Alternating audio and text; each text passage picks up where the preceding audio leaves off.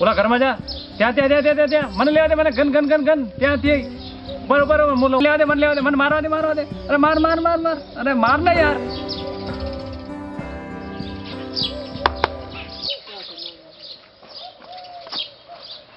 શું કરે છે લ્યા? ગેમ રમવા દે ને યાર. અલ્યા દેશની સરકાર બનાવવાની છે અને તું સ્કોર બનાવવા બેઠો છે. સારું ચાલ બોલ, કોને વોટ આપીશું?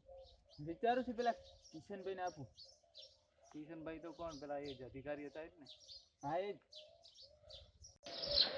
તેઓ ઉપર તો પણ કઈ ગપલાનો કેસ હતો ને. હા પણ ઓપોઝિટ પાર્ટી વાળો પણ કંઈક હલવાયો હતો ને.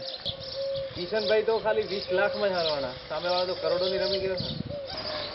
હા એ ખરું હો. તો આપણું વોટ પણ કિશન. બહુ સરસ, બહુ ઉમદા વિચાર છે તમારા. ઉમેદવારની કમ્પેરિઝન કરીને મત આપશો. એક ઉમેદવાર ઓછો ભ્રષ્ટ છે તો તેને મત. પણ મારા ભાઈઓ, એના વિચાર તો ભ્રષ્ટ જ છે ને. એ ઓછો ભ્રષ્ટ કરે છે કે વધુ ભ્રષ્ટ કરે છે, એ ચોખ્ખો ઉમેદવાર તો નથી જ. તો મત કોને આપવો?